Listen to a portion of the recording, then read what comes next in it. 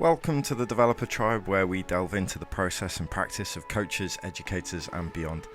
This underpins our conversations with experts in their field, and today, episode 6 of season 3, we're talking to our guest about theoretical considerations and practical implications for coaching adolescent players. Thanks for being here, however you got here, and with that, let's jump in.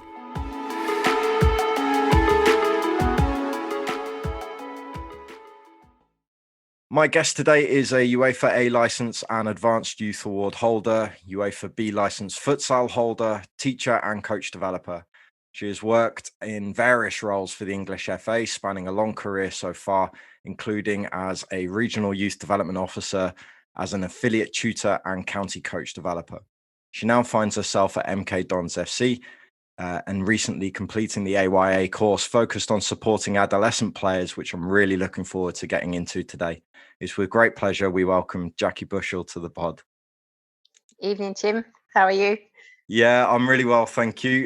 Just start off by telling us a little bit about your journey with the FA, because obviously that's where you've primarily worked. So various guises. Also worked within the county FA as well. Worked at the county FA as a girls, women's and disability officer. Really enjoyed that role in regard to like the development side. And from there kind of saw a job. I was working actually in secondary education, so working within a sixth form with students in the sports academy, and saw a job advertised for a regional youth officer, and it just kind of caught my eye in regard to it was working with adolescents or in that age group, which I find really fascinating, but also in regard to trying to address the dropout at that age at recreational football. Applied for that, unfortunately got the role, and that brought me into contact with quite a few of the people that I might mention a little bit more as we go through this evening, because they've kind of inspired this little journey that I'm on at the moment. And then I was fortunate enough from that role to progress to the county coach developer role, which was obviously fully immersed in coach development and player development and supporting coaches at grassroots level in regard to gaining their coaching qualifications from level 1 to UEFA B. But also because of my background, I did futsal as well. So that's kind of where my FA journey started.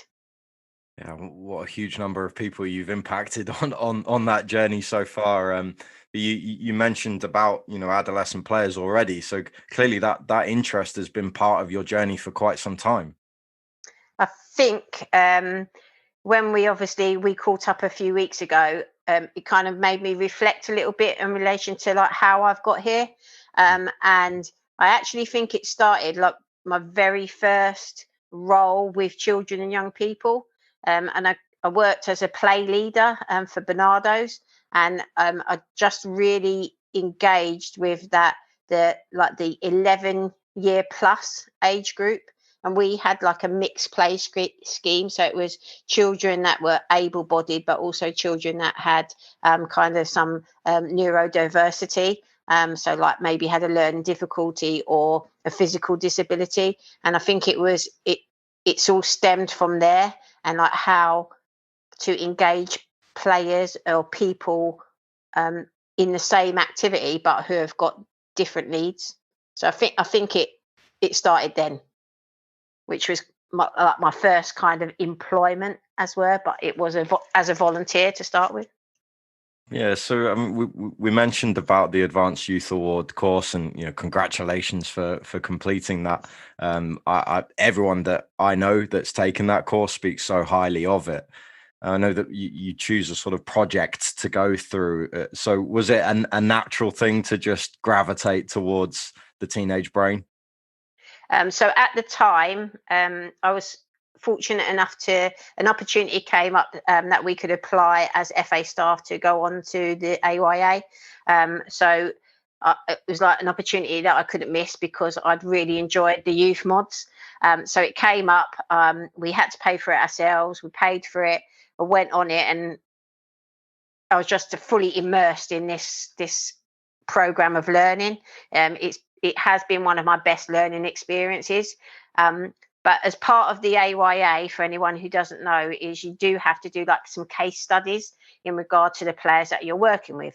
But due to my role at the time, we were asked to link it back to our role. So I decided that I would link it to a CPD provision for my grassroots coaches that I was working with. So I had a coaches academy within Cambridgeshire and Huntingdonshire that I supported. So I thought I'll deliver a CPD.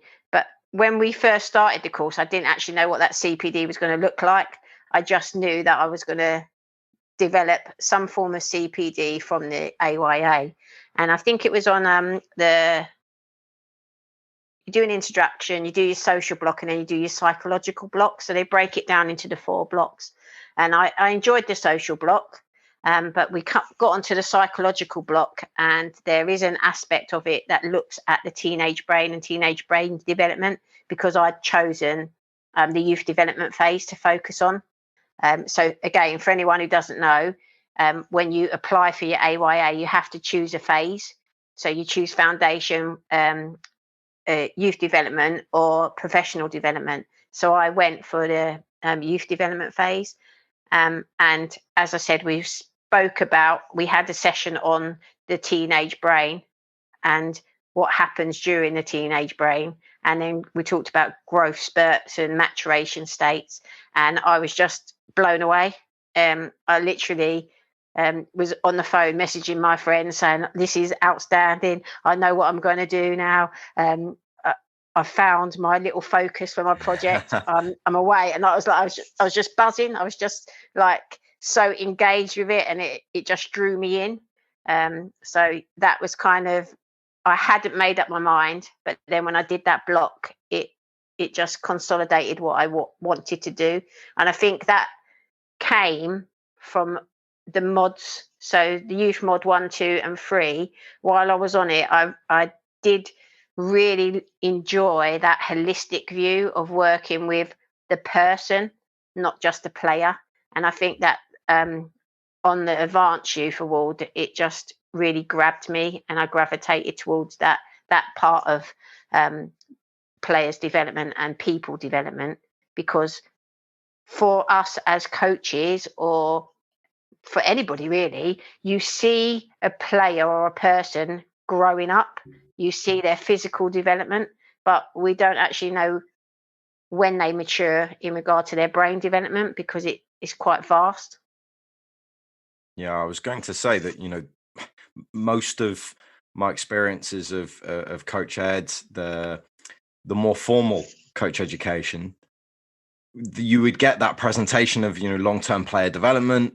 So you'd see the growth spurts, the peak height velocities, and really speak about this adolescent part in relation to those growth spurts. So they might look a little bit like Bambi on ice for a while. They might lose some of their coordination, but and we'd speak about how that might affect them emotionally, how it might affect them psychologically in terms of motivation, but never really speak about what's actually going on in the brain for them. So what were some of the key messages that you were gaining from the AYA, and that obviously gave you this desire to go and look at it further?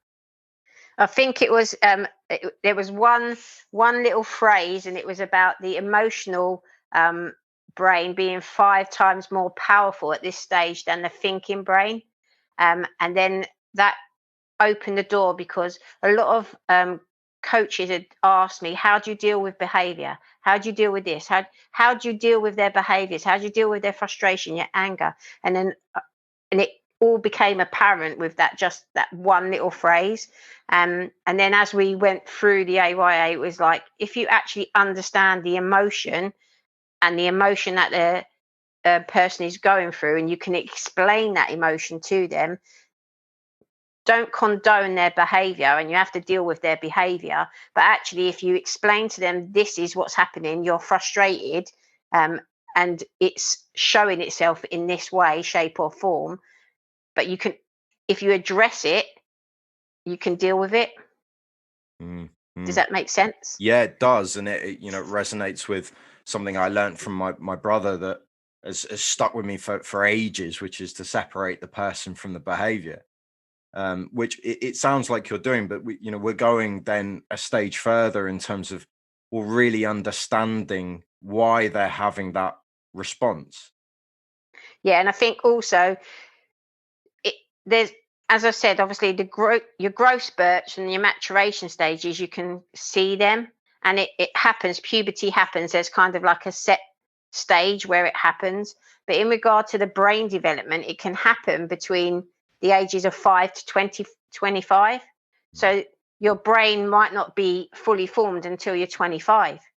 And so if you've got a group of 14 to 16 players, yes, you've got to deal with that maturation state, which might be flowing up and down. But then you also might have somebody who is, their brain is fully formed, some of them who it's like half formed, and some of them that it's nowhere near formed. Right. And you've got to deal with those three peaks and troughs as well. So not only have you got the maturation state, but you've got the brain development state. And I think the CPD that I'm trying to evolve will help coaches in relation to understanding what happens through the brain development stages, and give them some, not necessarily skills, but give them some help or prompts that they can utilize during the planning stages for their session, but also some practical ideas that they actually can help one reframe players' thinking, because obviously the brain is developing, and as it's developing, they call it pruning. So the pruning stages that the players are going through, it's like the grass is being cut so that the grass can grow back stronger. So the pruning stage is where all the experiences that we have help form our own values and beliefs. So the social world is really important at that stage. And if we can link into that social world that those young adults are going through, you'll get more buy-in. So for me, that was really important, that we link stuff to their world, and how we plan, for instance, like scenarios, and putting scenarios in that have happened in regard to the teams that they support, that you actually link it back to their world. You're going to actually help them in regard to their development. Yeah, I mean, I love using scenario games because it does, it immediately puts them in that state. It's obviously slightly fake, but you can see the difference, especially in terms of trying to deal with some level of competition, which is probably the main, maybe not the main, but it's certainly one of the more prevalent parts of encouraging certain responses, right, from adolescents. So it's normally during those competitive moments that some of those more extreme reactions happen. Yeah, you get your frustration and your anger and all those kind of things. And because as they're going through that development, the prefrontal lobe, I try not to use too many technical terms because I'm not a scholar by any means. So I try to keep it in a way that I can understand it, and hopefully anybody could understand it. So in regard to the front part of our brain, the prefrontal cortex, that's where all of the problem solving happens. So in regard to the logic and the problem solving and decision makings, it all happens there. But that's the last part of the brain to develop. So if a coach knows that and understands that, they can also add with their scenarios, they can add like those problem solving questions. So, okay, you're losing 3-1. What kind of formation might you use now to support your team getting back into the game? How might we play? Do we press high? Do we drop and create a mid block? How are we going to affect the game to get back into the game? So you can actually put the prompts in. They're actually making the decisions. You're not, but you actually are in a way, because of the way you're structuring the questions, or you're structuring the scenario, or you're structuring the session. So actually you're in control, but they think they are. Yeah, there's some parameters around the practice that you're hoping really will go towards and guide towards certain outcomes. But within that, obviously the players can have their own ownership and some power over what's going to happen, or perhaps not so much because they're just reactive to what's going on, right? Yeah, but and then that's where you as a coach become important, because it's about, one, understanding where those flare up moments can be, and then two, having a strategy that you can actually use to support that flare up. But obviously if you can help building more problem solving and links to making decisions, it's again going to help their brain development, and they will become better problem solvers as they become older. Yeah, that's brilliant. And I mean, one of the things that I really became aware of when looking at some of this adolescent stuff is that it's another moment of high neuroplasticity in growth, that we always think of that as just being the much younger players, that that's the sort of golden age of learning, so to speak. But that actually there's this second part in adolescence, that there's a lot going on in the development of the brain. And as you say, it's then as coach, can we be aware of that in order to help support it, like you were saying, in terms of problem solving and decision making and so on, but also in terms of, well, kind of allowing them time and space. Yeah, it's the second biggest growth spurt in the brain. So obviously, when the brain, from 0 to 3 years, you've got one big growth spurt, and then the brain is fully formed at the age of between 7 and 10. So it's 95% formed at that age, but obviously it's not fully developed. So the brain might be a full size brain, but it's not fully developed. So it might not be fully developed until 25, as we spoke about earlier. So in at that age, so the golden age of learning, we say, like, is 10, where they're sponges and they're soaking it all up. But then as they grow older, and that second spurt within their brain happens, they start the pruning, shred stuff that they don't want. So if they don't think it's relevant, it will be gone. So it will be pruned right the way back, and it won't redevelop. Stuff that they want to retain will be there, but you might actually have to layer it up again. So that's why spiral learning is really important for them, or the building blocks of learning that you're maintaining and maintaining. So it's a chance to redevelop and support them in regard to reframing and regrowing new neuros, and increasing that myelin sheath in their brain. So it is still really important for repetition.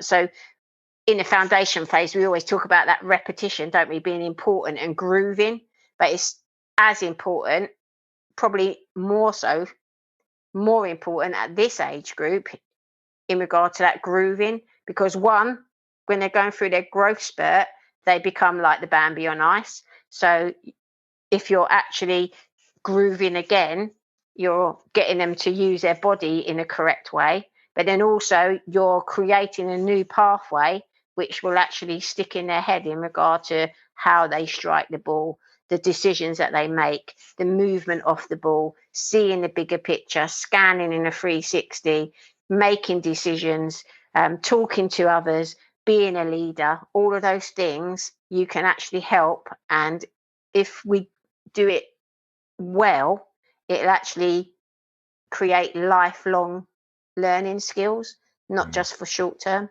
Yeah. And again, then talking about us as coaches and what our responsibility there is, that actually the same practices over and over again, like you explained in a sort of spiral curriculum, that it comes back round. Not only the topic comes back round, but also the same type of practice. And I've often spoken with some coaches about neurobiological economy, and I think that's across the span, but probably most important in this age group, that if you're constantly putting on different practices, and I've definitely been guilty of this in the past, if you're constantly putting on different practices, the energy is going from the players in just trying to figure out what they're supposed to be doing. That might be useful in terms of perhaps some of that problem solving and perceptual skills and so on, but there's more that you probably want to get out of that session with regards to those skills that are more football specific. So it's important to keep similar stuff, isn't it? Yeah, you want to catch them in. So that's why games are really key. But when we say games, we don't mean 11v11. You can break down the games. So, for instance, I might start with an arrival activity, which is a 2v2. It might be a 3v2. So you've got creating overload. So you create those little problems. But actually, the arrival activity can be led by them. So just writing something on the board, they come to the session, they can get on with it, but they're engaged straight away. There's a little bit of competition straight away, but you're actually giving them problems straight away as well. And then just build on those little games. So it might be a 2v2 in the arrival activity, then you bring it up to a 4v4 for your leading activity, where you can actually then start drip feeding the technical detail, and then add a couple more players for the end game. So it's like 6v6, but keep it on a theme. Try and use different way. Don't just make it free play. Try to add in those constraints, try to add in those challenges, try to find individuals that might need support in regard to leadership, make them the captain that day, give them a job to do in relation to here's a scenario, you deal with it, away you go. So use what they enjoy to support their development. And if you keep it as close to the game as you can, again, you're going to get repetition. It's going to be more relevant to them. You'll get more outcomes because it is realistic, and you'll probably get less conflict in regard to you and them. Yeah, that's interesting that you say conflict between, you as coach and the players, and not between the players. And you mentioned before about, and I certainly get it all the time where coaches speak about, well, how do I stop them from maladaptive or poor behaviors? What do I do to literally prevent that? And that's kind of missing the point that those quote unquote bad behaviors are probably going to just turn up regardless, right? The more that we try to control it, maybe the more that's going to happen, right? In terms of the conflict between you and the player. But you spoke about those flare-ups. My opinion is, working with adolescents, that so long as they're safe and that there's nothing massively untoward going on, that I'll probably leave them to it. Yeah, if you challenge them at that point, you're going to get more of a reaction for them. So it's like, don't nag. If you nag, they're going to bite back.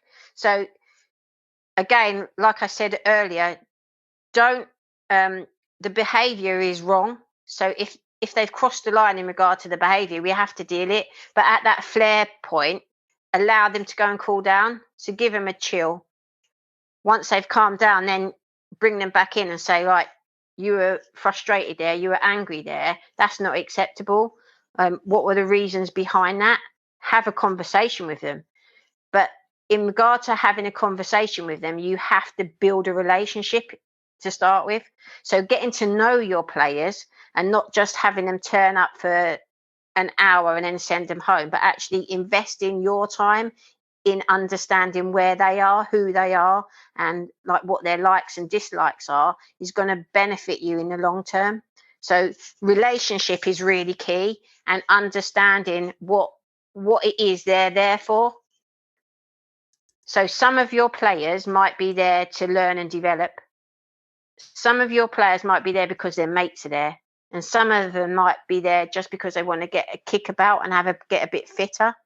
So you might have different reasons for people being in your sessions, and you need to know why they're there, because you might be challenging the one that just wants to come and have a kick around, and it's their release. That player doesn't want to know how to play in a 4-4-2 and how to change from a 4-4-2 to a 3-5-1 or whatever system you're going to play. So you need to understand, one, why they're there. Two, if they've had a flare up, allow the flare up to dissipate, then challenge them in regard to why it happened, what the reason is behind it, and then say and deal them with the behavior in regard to it's unacceptable. We don't deal with that like that here.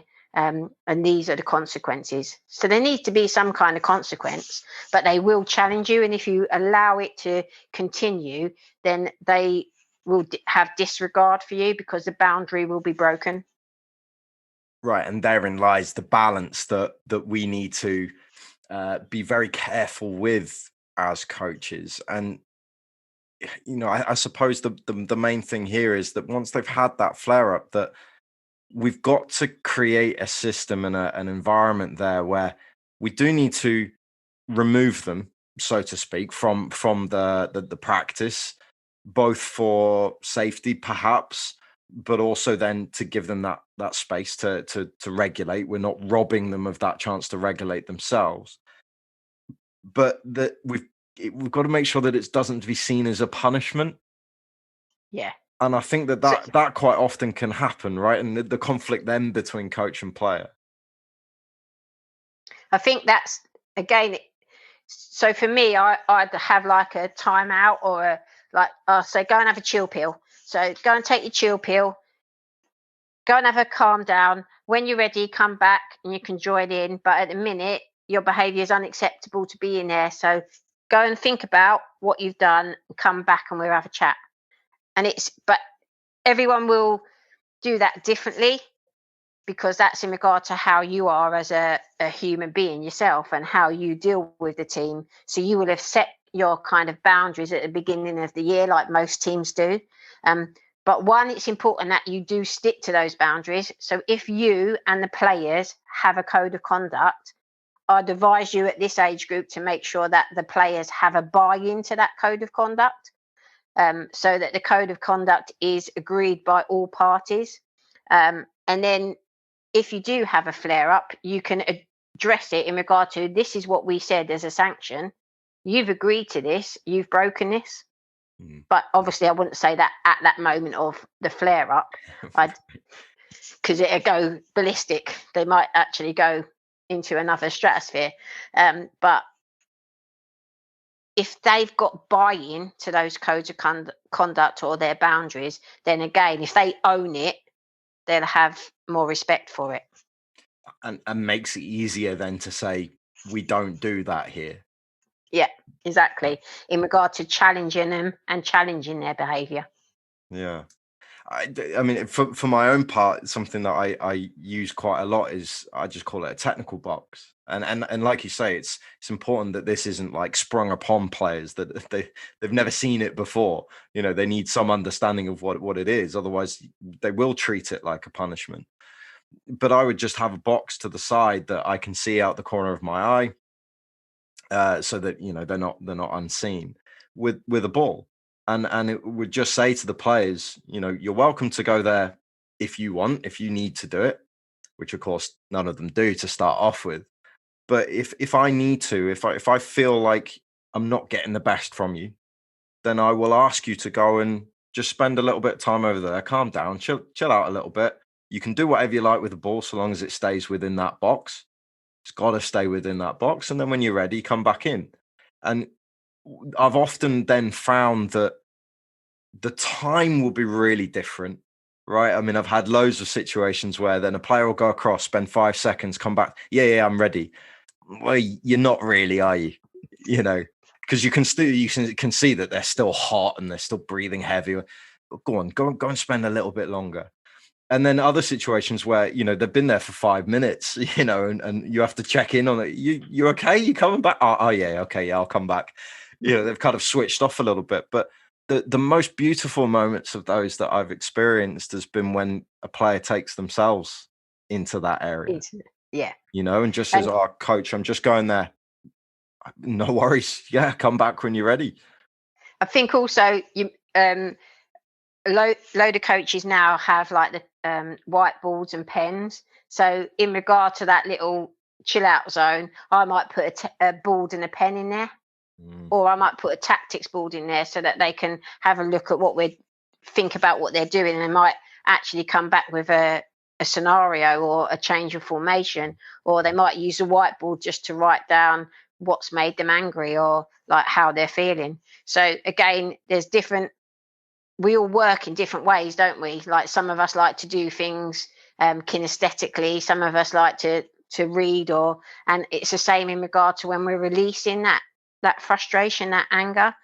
So I might add a couple of extra things into my little chill out zone. But yeah, but it's a great idea just to have that technical corner, or the locker room, the changing room. Go have a little sit in the changing room for a minute. Not a real change room, but it's their little box. You call it what Right. you call it what you want, don't you? You call it what you want. Well, and that again is, using the language that relates to them, right? They know exactly what a changing room is, and Yeah, and can make that connections just as much as they do with a scenario game. yeah. It's that link into their world. So if you've got again that investment in them, and you link it to their world and their social world in regard to what's important to them at that time, so they might have like a place that they all hang out, and that might be what you call your little area. Mm-hmm. And another part that's quite interesting of the adolescent brain, or the adolescent development, is that at least commonly there seem to be more risk takers. They're going to be a little bit more brash, I suppose, and that means that often they might do things without thinking, and we as Yeah. adults then look at them and go, what are you doing? Like, you clearly haven't thought that through. But that's quite common, right? They're more likely to do things without thinking them through first. Yeah, it's again, it links back to that prefrontal lobe, because obviously that's the last bit to develop. They take more risks because there's less reasoning or planning. So they haven't planned, or they don't. They might not have experienced that either. So your experiences help shape those kind of decisions as well. So the more experiences we can give them, the more experiences they will develop, the more the ability they have to problem solve, the ability they have to understand what is a risk and what is not a risk. And also in regard to that risk taking, sometimes their primary attachment changes. So when we're young, the primary attachment will be our primary caregiver. So it'd be like your parent or your carer. Um, as they go through this adolescent phase, they want to impress their peer groups, or they're looking for where they fit in regard to their peer groups. So their peers become that primary attachment, because they want to impress those, and they want to find where they are in the world, in their social group. And so sometimes they take more risk because they're trying to impress their peers. So it's in regard to, one, impressing peers and making friends, but two, because the prefrontal lobe is not developed, so they don't understand how to plan, how to think logically, and what the risk is, basically, because they may not have experienced it. So again, it's linked to that prefrontal lobe, and that being the last part of the brain to kind of develop in this age group. And I think it's that shift. It's a shift from impressing adults to peers. So they want to impress their peers more. So if we say, "Oh no, you shouldn't be doing that," they go against it because they want to impress their peers. Right, and this again, it's perhaps a slightly more indirect way of coaching in those moments. I think I would often find myself saying to characters in those moments, I know what you're doing, Yeah, and they yeah, what do you mean? We don't need to say. I know what you're doing. And it's just enough, right? And like you said, so long as you have a relationship with that player already, that's probably enough. You don't actually have to have the conversation or the conflict. Yeah, exactly. But it all falls back into actually understanding them and where they are in regard to their development. Mm. Yeah. Yeah. Well, we've come back It's to kind of like knowing the it's a player. can of worms. It's a can of worms we've opened. Well, of course, and I mean that's what makes this this so exciting and so interesting. I mean, what would you say, perhaps, is the besides the point of, as you said, the prefrontal lobe or prefrontal cortex is not developed as much, so that's going to affect decision making, rational thought, and logic. What would be the key messages that you would want to give to coaches in terms of their practice? Because CPD, as we know, the coaches, they want to know what's the practical implications. So yeah, what would be the key messages there? So I think I'd keep it as near to the game as possible. Keep it realistic to the game as well. So I know, like, sometimes you see games with 4 goals and stuff like that, and there's nothing wrong with it. But if you can keep it as near to the real game and real situations, that it will actually help them develop more. Um, Look at ways in regard to how you can implement ownership and empowering them to drive some of the session. And that's not necessarily all of them, but it'll be the ones that need that little bit more of confidence or to build their self-esteem, because again, they'll be going through peaks and troughs in regard to that. Specifically when they're going through their growth spurt, they might become more self-conscious, so their self-esteem will dip. So it's about thinking about okay, how can we utilize their skills in the session as well. And I think it's in relation to the coach, have um, have a backup plan, and don't try to like flog a dead horse, for want of a better phrase. But it's like, don't keep going at something if it's not working. Have a backup, because it might just be that they cannot understand it at that time. They're not being belligerent. They're not being rude. They just actually can't process what you want them to do. So you need to either find a different way to explain it, or you need to simplify it, or you need a plan B. And that last one can become a vicious cycle quite quickly, can't it? That Yeah, you're trying to push forward a practice, and again, I've been guilty of it, trying to push a practice to its sort of conclusion when it's already hit a natural conclusion, and then you get poorer behaviors. So then now you're having to deal with that as much as having to drive the practice. I mean, it just all goes wrong. yeah, And we've all had those moments if we've been coaching for long enough. yeah. So that would be kind of like my big one. Try to have a plan A, B, and C, and don't get bogged down in relation to the fact that um, you want to get these are my 3 points that I want to get out, and I'm going to get them out whatever. Actually, you might not be able to get them out. You might only be able to get point 1 out, and you can revisit it again next week, point 2 and point 3. But if you get that resistance, you're not going to get anywhere. Mm. Yeah, yeah, and almost going with them in terms of progression. On that second one, I wonder if I can ask you a bit more. That you said about offering ownership to certain players, and perhaps targeting those that sort of need it more. Um, is there any issue in there in terms of then, if you've identified certain players that have greater leadership skills or have greater organizational skills? Is there a worry there that if I'm only picking some of the quote unquote weaker players in those areas, that I'm also then not supporting the continued development of the quote unquote better players? Yeah, I think that kind of links back to those strugglers, strivers and copers, doesn't it, that we spoke about on like the beginning of the youth modules. If anyone has done their youth models, you need to have development stages or constraints or key points for all of those groups. So you might pick 4 players that you're going to work with on. So you're doing a session on possession. This person needs to work on in regard to when to retain and when to risk. So you might give that person a challenge in regard to that. One person needs to be able to see the bigger picture. So you might be giving that person the leadership role in regard to communication in relation to when to keep and when to risk again. Then there might be someone who's struggling with their physical maturation state.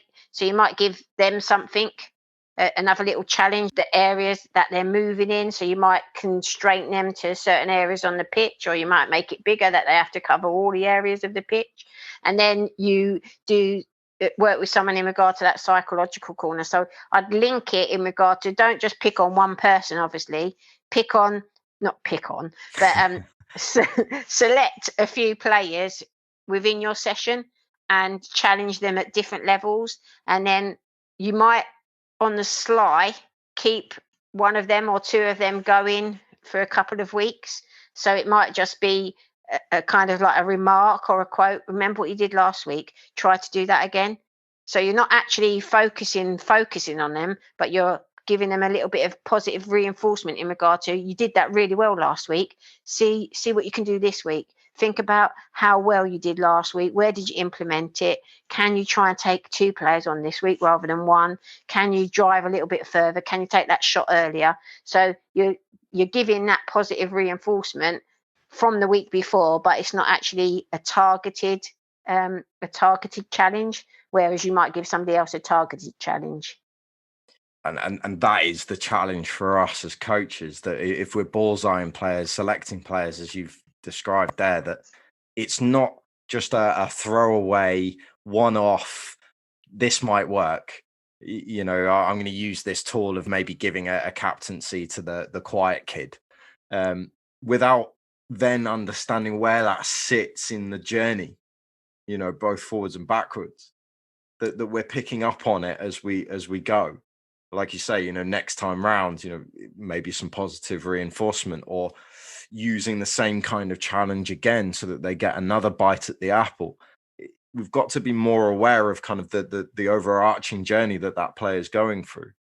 Yeah, I think on when I deliver level 2 courses, obviously part of the level 2 was to build a project around your team, and I just kind of kept highlighting to coaches that you've got a team, but in that team you might have 12 to 16 individual stories.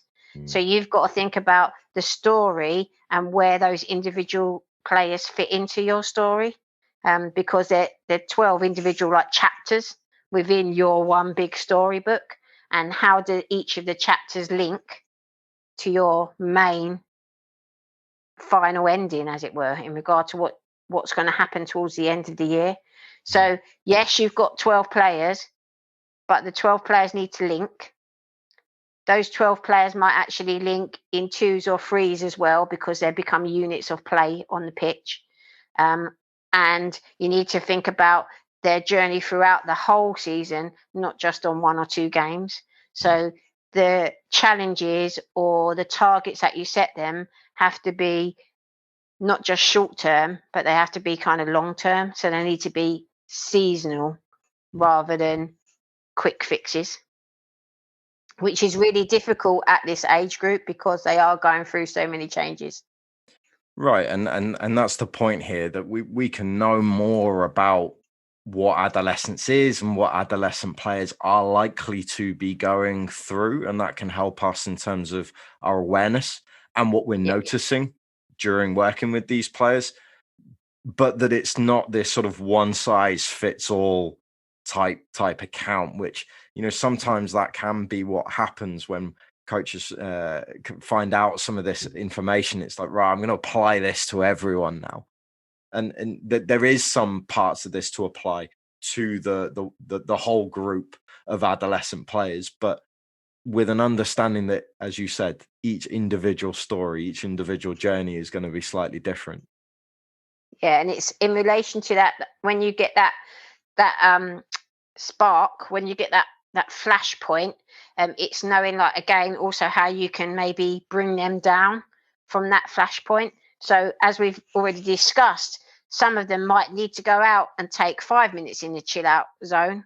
Some might take 5 seconds. Some might not even want the chill out zone. They might just want to go and plug their earphones in and listen to their music, calm themselves down, and then come back in. So again, it's different strokes for different folks, isn't it? In regard to, like, how we bring them back in, and then how we challenge them as well within that. Yeah, I want to ask you one last question on this, because it's been posed to me before, and I have my answer, but I'm more interested in yours.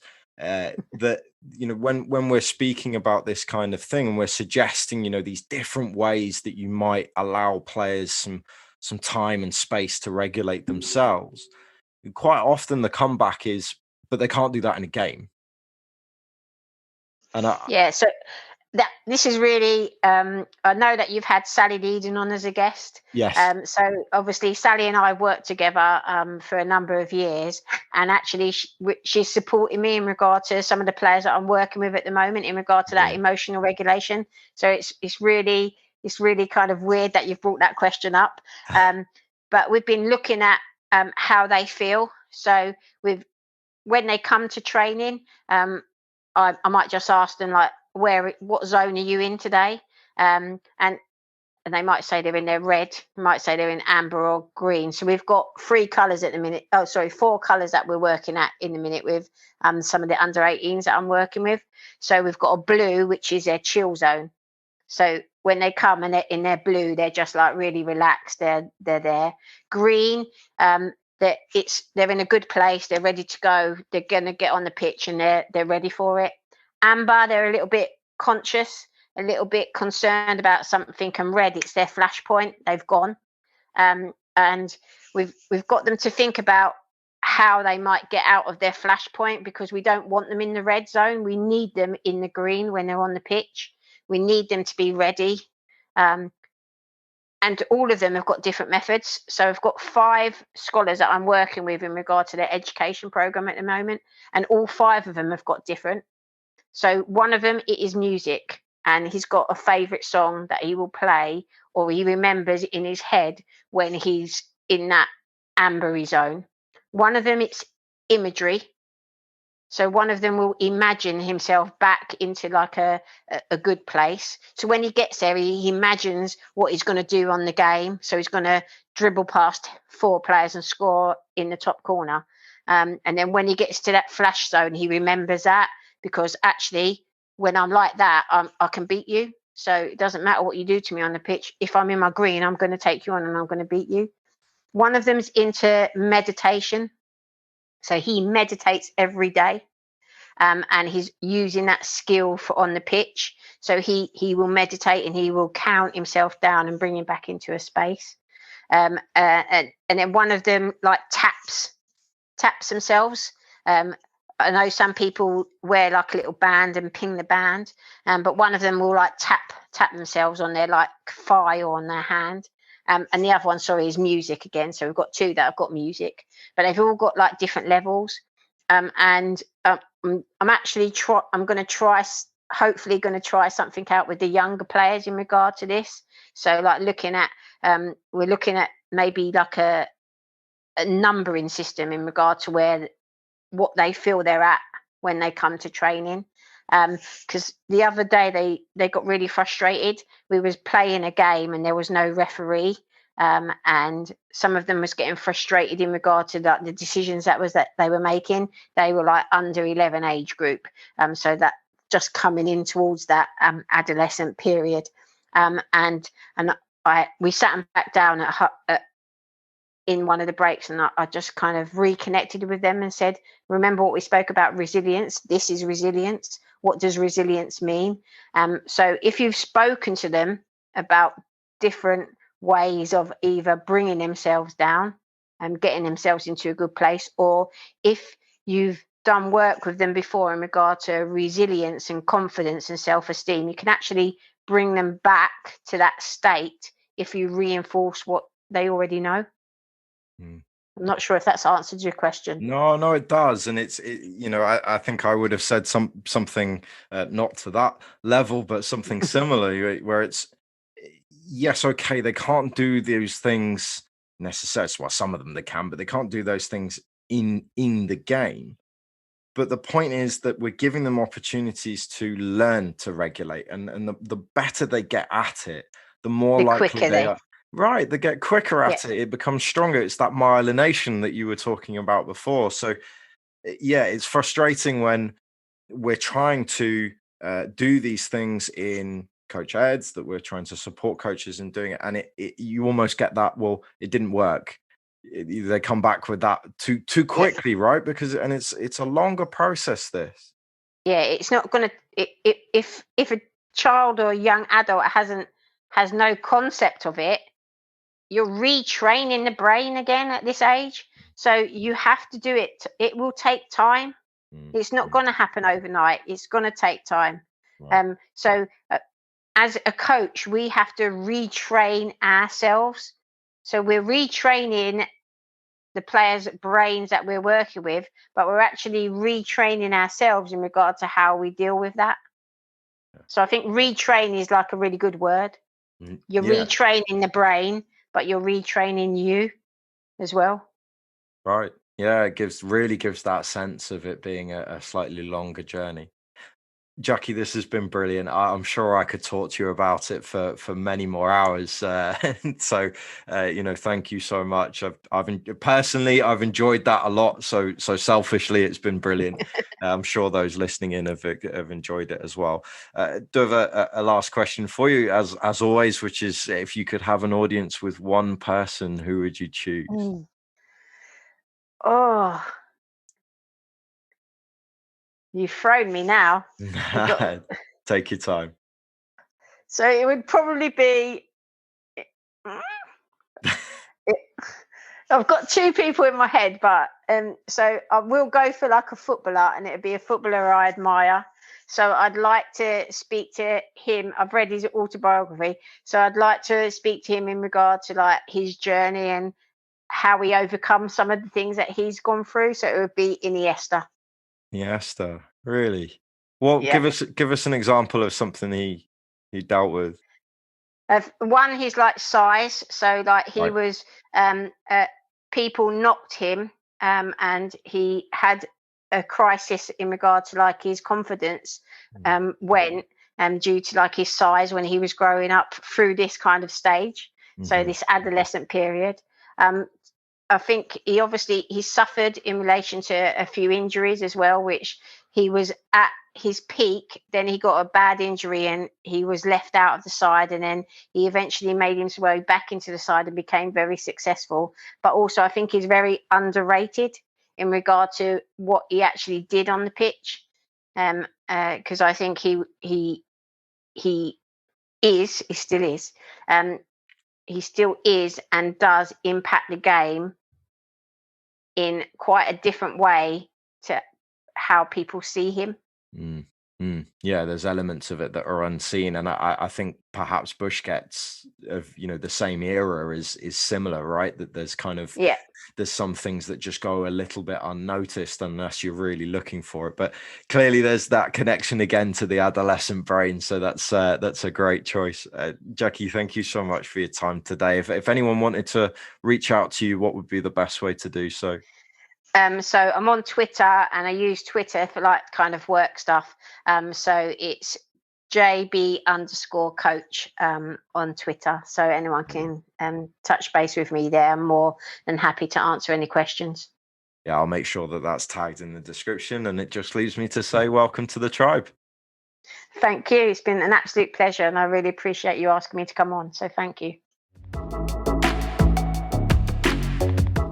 That's it for episode 6 of season 3, and our thanks to Jackie for giving her time and insight to us today. The conversation doesn't stop here though. We're following up this pod on our online network, thedevelopertribe.mn.co, where coaches and educators are meeting to dive in further to our practice and understanding. What's more is you can work with Jackie directly as part of Recode, our multiple mentoring service, where we help you create your coaching reality. Just reach out via the network for more details and to set it up.